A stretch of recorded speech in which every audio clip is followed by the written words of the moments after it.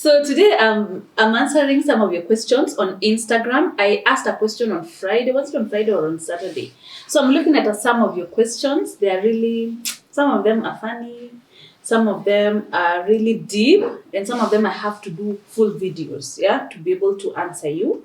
However, I'll answer a lot of you guys. How can someone, this is, okay, I was told not to say the names, just say the question. Hi, Madoni, how can someone really love herself? Do you have kids? Okay, wewe ni nani? Is it weird if you've never dated and you're 22? Okay. Please talk about emotional maturity. I have a full video on emotional maturity coming up towards the end of this week or next week. So that one I'll answer in a full video. Hey Modoni, how do I work with toxic colleagues?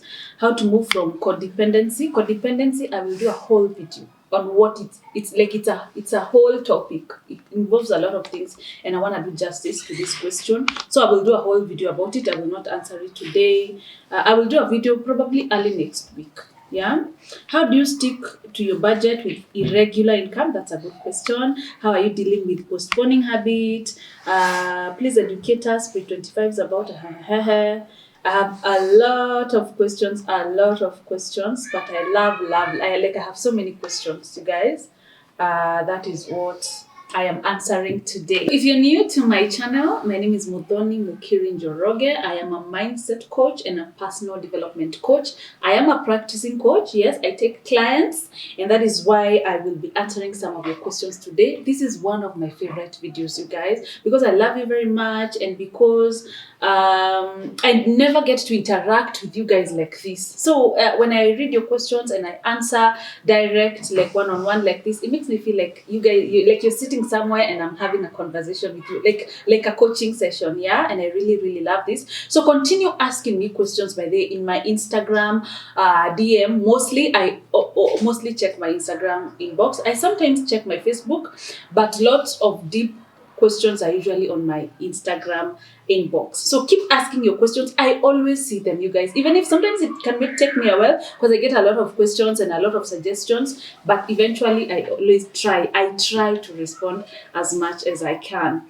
So let's start with, okay, this one. Modoni, how can someone really, truly love herself? I get a lot of questions on self-love, and there's usually a lot of misconceptions about self-love. There's a lot of lies all over, and there's a lot of superficial things that people talk about when it comes to self-love. If you want to truly love yourself, the most important thing and the number one thing you have to do is to accept yourself the way you are right now. We have this thing, we think you're gonna love yourself when you lose your weight, when you're your ideal weight. I'm gonna love myself when I am in a happier relationship. I'm gonna love myself when I'm making more money. I'm gonna love myself when I. This is what happens. You will never get to a place where you are 100% content. It's not possible. There is no perfection in life. So it means you will keep postponing loving yourself to a time that will never come, because those things, you will never get to a point where you're 100% now, this is it. You always want to constantly improve yourself. And we are waiting to start loving yourself when you reach there. My friend, I can tell you, you will never reach the end of where you think, now this is my best and I cannot improve anymore. We don't have end of thinking capacity when it comes to the end, when it comes to personal development. So if you want to really love yourself, is to accept who you are, with your weight issues, with your managing your finances issues, with your emotional issues, with what people pleasing issues, whatever issues you're dealing with, is knowing the way you are, you deserve love. It's so weird. We don't want to accept who we are, to love who we are, but we want other people to start loving us and accepting us. You deserve love the way you are with imperfections. It's first of all accepting, this is who I am at this point. This is who I come as, yeah? And starting to tell yourself things like you are worthy, you are beautiful the way you are. I am proud of you, yeah? You start coming up with those affirmations. Another thing that will make you really love yourself is treating yourself like someone you love. actions. It's not just telling yourself you're beautiful, you're worthy, I will make you proud, you're enough. It's not just telling yourself those things. It's also treating yourself like someone you love. We are out here giving a lot of love to our boyfriends, to our sisters, to our friends, but we don't do the same things to ourselves. So it means you start doing things that make you feel good. You start listening a lot to your favorite music. You start prioritizing time to make a 3-course meal for yourself in the house. You start, even when you're in the house, you wear matching pajamas. You treat yourself like someone you really care about. So as you tell yourself, I will love you. I love you, Mudoni. I love you, Nancy. I love you. You tell yourself, I love you, and then you insert your name. Actually, I say write them down and then tell yourself. At first, it sounds weird because it's not something you're used to, but with time, you get used to it. Yeah, it starts to feel good. That you feel like someone is telling you they love you as much as you're the one who's telling yourself, and you feel that good feeling. As you do those, treat yourself like someone you care about. The people we love are not perfect. They don't have the perfect weight, the perfect skin, the perfect job. They don't have, but we love them regardless. That's the same thing you take back to yourself. Don't wait till you have dealt with your immaturity issues, you've dealt with your finance issues, to start treating yourself like someone important, to start telling yourself nice things that you want to tell to other people. Don't wait, because you will never get to a point of perfection. It will never come. And every time you start thinking, I will love myself when this and this comes, when that and that comes, there will be something else you want to accomplish. So you never get there. So you start operating from a place of inadequacy. Accept yourself the way you are, with your acne, with your what, and then that you from that love. When you start accepting yourself, that love you give to yourself is what will even drive you towards achieving your weight goal, towards managing your finances, towards dealing with your emotional issues. The first thing, if you want to truly love yourself, accept yourself with your imperfect body, with your imperfect everything. That is how you start. You start loving that imperfect woman. You start treating her like someone important, someone valuable. Because you will not become important and valuable because you have figure 8, or because you are a particular kgs, or because you have perfect skin. You are worthy the way you are. Yeah? Start by accepting yourself. By the way, that is the true test. When you accept who you are, the way your body looks, then you with that love, you're able to work towards financial independence. You're able to work towards having healthier skin. You're able to work towards having your weight goals. That love is what will even give you the motivation, because you're treating yourself like someone you love. You want that person to be happy to be happy with who they are, and also to achieve their goals. I don't know if that makes sense. Yeah.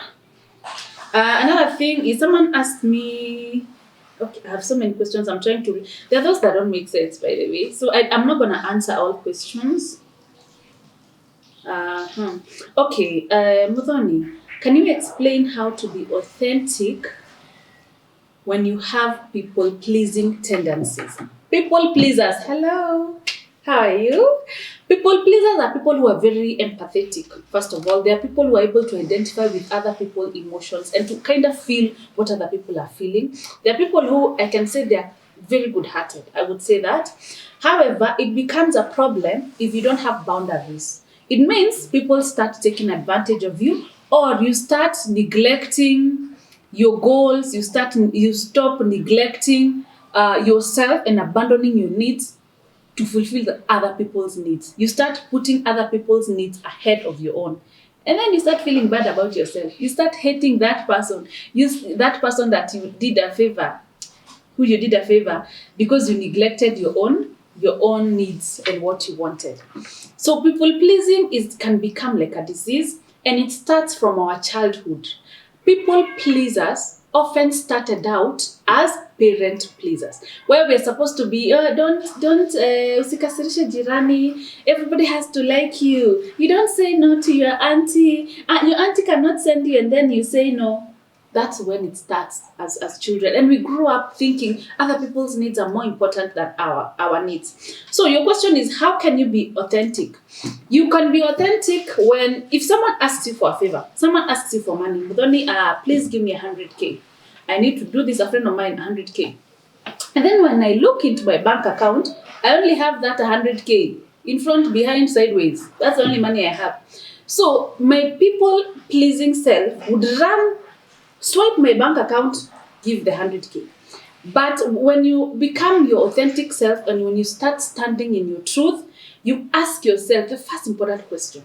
My friend has come here with issues, but who is the most important person in my life? Myself. What is good for me at this point? What is good for me is not to give all my savings to someone else. So, what do? Let me give her 50K. And then I'm also left with 50K. Are you getting what I'm saying? Ask yourself, you're the most important person in your life. Your needs comes first. As much as you want to help your friend, what is good for me? What is good for me right now is not to just give my finances and then I'm left at zero crying again. And when I get emergencies, I have to go start taking loans because I've given my savings to a friend. What can I do? I want to help my friend, yes, so I'll give them 50K, I'll be left with 50K. You stand in your truth. You ask yourself, as the most important, as the VIP in my life, what is good for me? As a VIP in my life, I want to go to my friend's event that they had invited me, but at the same time, I have a doctor's appointment. So what is good for me? To go to my doctor's appointment and then pass by my friend's event in the evening, and then apologize to my friend and we can do lunch with her next week. It's asking yourself, as the most important person, what is good for me? Yeah? And another thing, most people pleasers they're kind and they are warm people. They have that warmth. Yeah? So as you say no, if someone asks you a favor and you know you cannot be able to deliver, maybe they want you to take them somewhere and it's during your work day and it's an important day, you're not able to take off, just tell them no in your warmth. You don't have to start being mean or arrogant or become someone you're not. In your niceness, in your warmth, just tell them, my dear, Aki, I really, really want to take you. I would have wanted so much to go with you.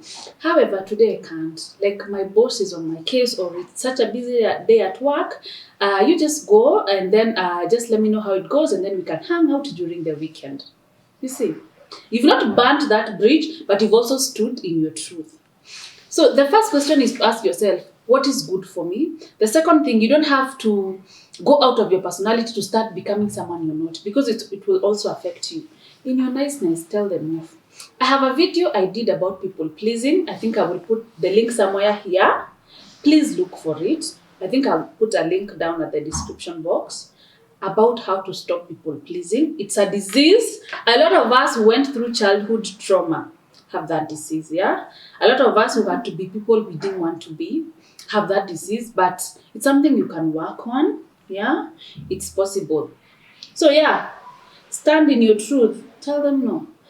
Tell them no by first asking yourself, what is good for me? Is this going to work for me? You want to help your friend, yes, but who's more important in your life? Yourself. You're the VIP. Okay. Hi Modoni, thanks for the videos. How do I work with toxic colleagues? Sometimes we throw the word toxic all over. Someone says no to you, they're toxic.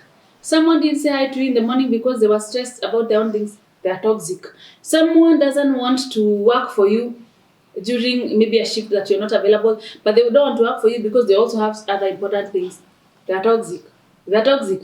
Everybody is toxic.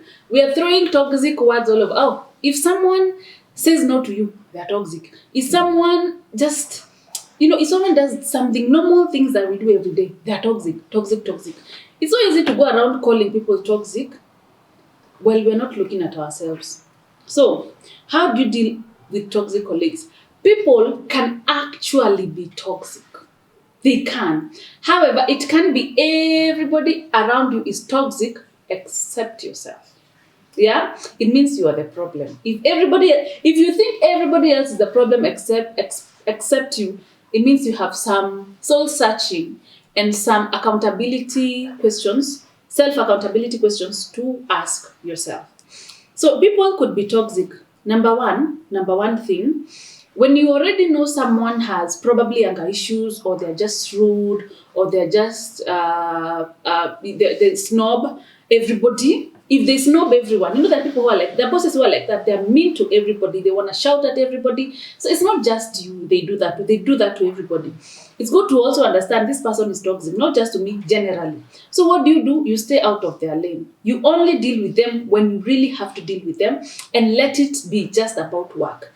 And when you already know they have issues, when you're dealing with work and then they start sliding off work and bringing and maybe gossiping other people or doing things that you feel uncomfortable, take them back to what you're talking about. Don't be carried away by side shows. Because a lot of times people bring that when it comes to side shows. Yeah? Stick to work. Don't do side things with them. And also don't start, if you know someone is toxic, don't over-engage with them. Don't overindulge. Just hit straight to the point. Tell them by the way about this report, blah, blah, normalizia. But don't start going extra. And when they start calling you names, don't go that direction. Just tell them, just finish the report and send it to me. Don't get in. Don't let people turn you into who they are. That's number one. Number two, you can report them to the HR. If whatever they're doing is affecting your production at work, is affecting your outcome at work, is affecting how you're working, you can write an email or report them to the HR or whoever your boss is or whoever. I hope your boss is not the one who's toxic. But I'm sure there are things you can do. Number three, it's also good, like I said when I started, it's also good to observe your own behavior.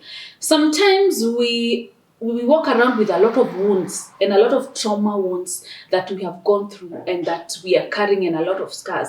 And it's easy when someone says something to get triggered so much because of those wounds. So it's also good to study yourself. It could be you're the problem. It could be people are just talking just general stuff, but then those things trigger you so bad and you start thinking everybody is the problem. But probably you have a lot of healing and a lot of wounds you need to take care of. Yeah. The other thing is you can look for another job.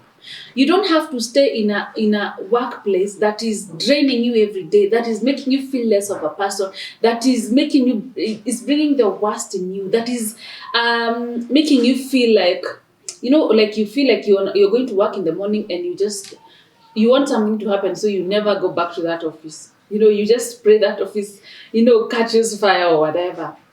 You can look for another job. You don't have to stay in spaces that don't celebrate you, that make you feel so inferior or make you feel so small or just belittle you. You don't have to stay in that work environment. You can always look for another job.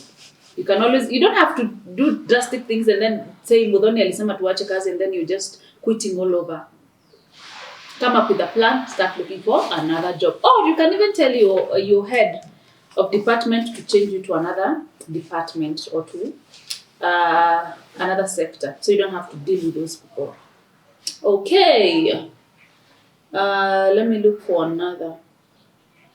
How do you stick to your budget with irregular income? So I'm thinking you're asking how to stick to your budget with irregular income. It means maybe in January you make 100K a month, but in February you make 70K a month. Yeah, that's what I'm understanding. So I'm not a financial expert. This is me, and this is what I do, because I also deal with coaching clients, and sometimes my salary is not the same. My income is not the same. I'm also a businesswoman. Sometimes you get regular income, sometimes it's irregular, even in my businesses. So it's good to know your immediate bills, your most important bills, your rent, your transport, your food, your excuse me. I feel like sneezing. It's good to know your immediate bills, your rent, your food bill, your transport bills, maybe your school fees, your most important bills, and to note them somewhere. To know every month I spend 70K. Those are my most important bills. The rest about going for dinner with friends, buying clothes, some of those are secondary. They're not the primary bills. The month you make more money, stick to your budget. Don't overspend, so that the money left, you can use it during the month that you have low income. Yeah. Another thing, talk to a financial expert, a financial coach. I went to a financial coach. Her name is Susan Wanjiko, Personal Finance. She's here on YouTube. She has videos, and you can check her out on Instagram. I did a budgeting class with her, and it worked for me. It was amazing. And she also has a master class that she sells for like 3,000 bob. Her budgeting class is actually 5k. I don't know if it's she's charging more, but the time I did it, I think it was a year ago, it was 5k.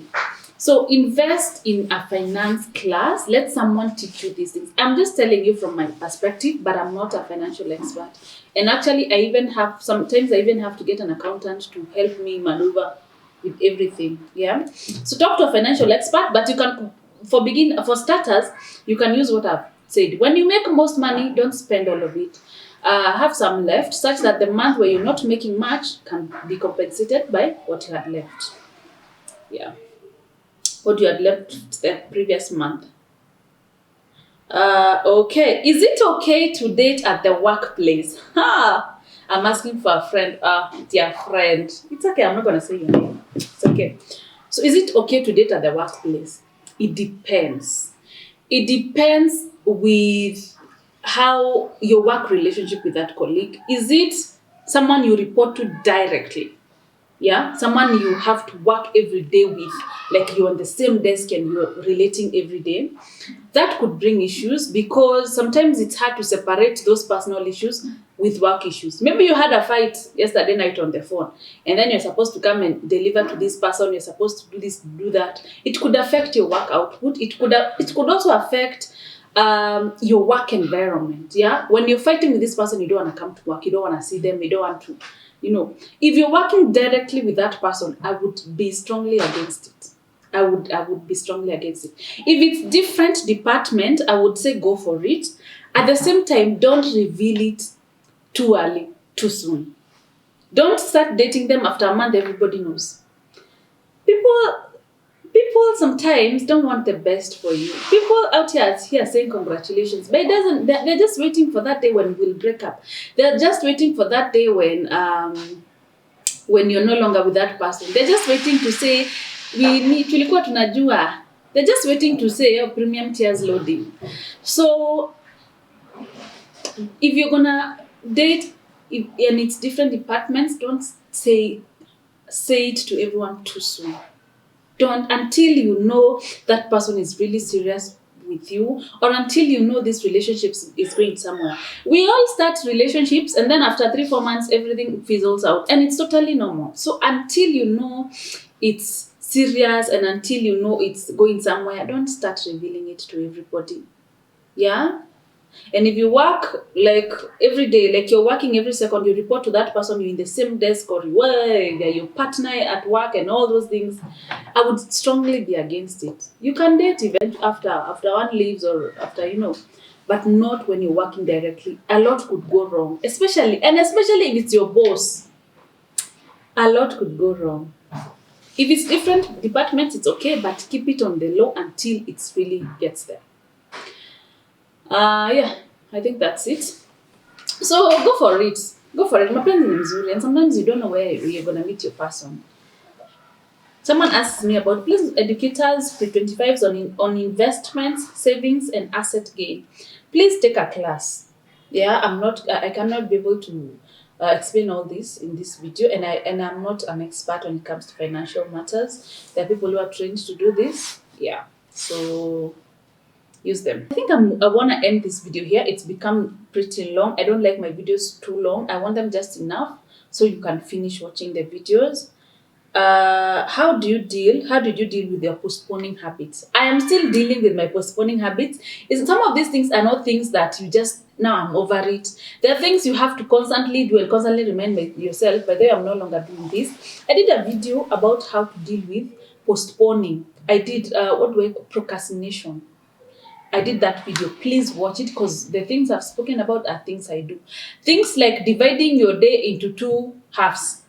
Tasks that you do during morning hours and tasks that you will do during the afternoon. Such that when you're done with the morning tasks, now you focus on the afternoon tasks. Yeah, that's also a good thing. Also, not setting very big goals. For example, I want to accomplish something in 6 months. Instead of just having that, how about you divide that goal into monthly? Every month, this is what I'm going to do as part of accomplishing the overall 6-month goal. Yeah, like having milestones that you will achieve before you get to that goal.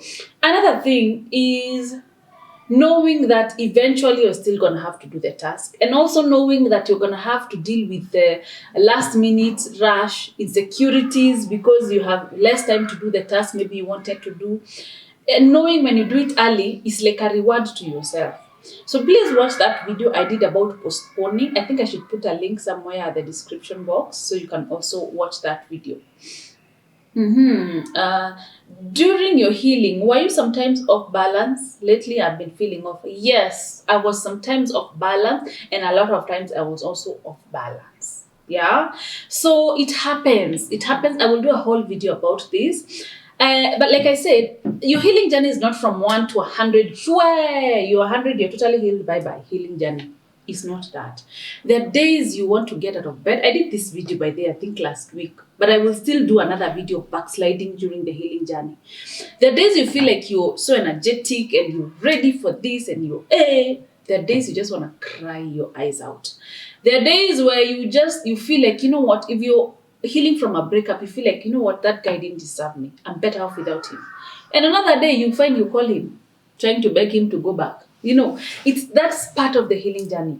It's totally normal so long as you're making little steps to move you forward, so long as you're still reading books, so long as you're watching my videos, so long as you're reminding yourself what you deserve in this life and what you're healing from. It's okay. It happens. Some of these things we're healing from are things we've had to endure all our lives. So it's not going to take a week or 2 weeks. Sometimes you will be reminded where you're coming from. So it's okay. My dear, so long as you're taking steps moving forward, you're still moving forward, even sometimes when you feel like you're backsliding. It's totally part of the healing journey. I lost a leg some years back, and I feel like people look down on me because of my disability. A lot of times, we have insecurities in our minds about ourselves, and it's easy to project that insecurity on other people.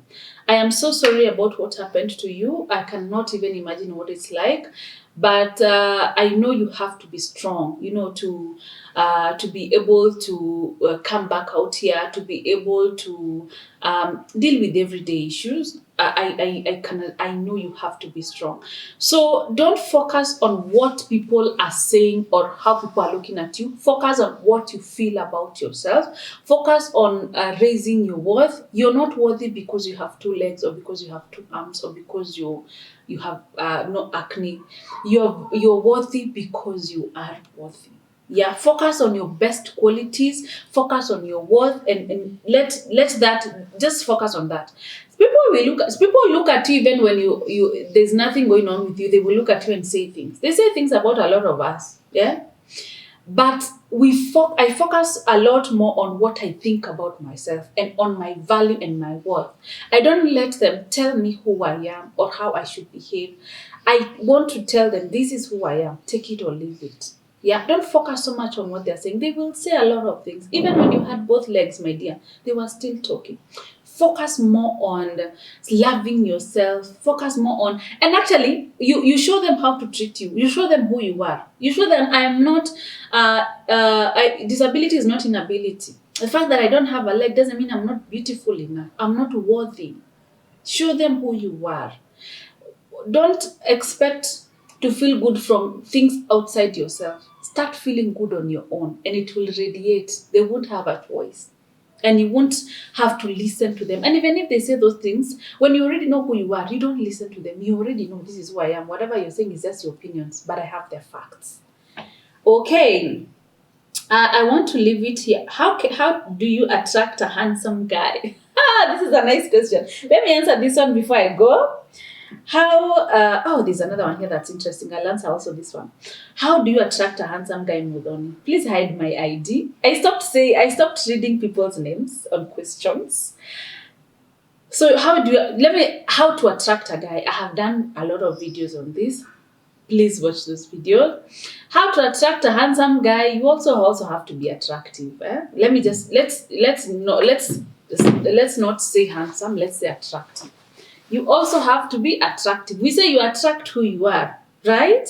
And if you want this attractive, tall, whatever guy you want, you also have to work on yourself. that sector you want. If you want them to really, there are people who really want someone who's very attractive physically. You also have to work on that on your end, on your grooming, on how you smell, on how you walk. You also have to work on that. So you cannot just sit and say, I want a very attractive person, but umejiachilia. So also you have to match up with what you want. I always say, whatever it is you want in a person, in a guy or in a woman, have a list. Like you can literally, I wrote I don't have my list now because it was a couple of years ago, but I had a list. And then ask yourself, in this list, this is the guy I want. Find yourself in that list. Why would that guy date you? You have also to become the person for that guy, the woman for him. You also have to become the man for that woman you're looking for. It's both ways. You have to be what you're looking for. Let me leave it there. There's another one about the bare minimums. Let me read it. Modani, not a question, but a request. Please do a video profounding bare minimums at a deeper level. I will do that video. So, do you have kids? No, I don't have kids. Yeah, let me just answer that. Okay, let me leave it at that. I'll be answering questions monthly. Like towards the end of the month, I ask a question and then I do a video answering your questions. So thank you so much, guys, for watching. I love doing this. I love answering your questions one-on-one. If you have deeper issues you're dealing with, book my sessions, book my packages. So we can work one-on-one, so we can deal with your issues, so we can work on you. Thank you so much, guys, for watching. I wish you a wonderful time and an amazing afternoon. Bye.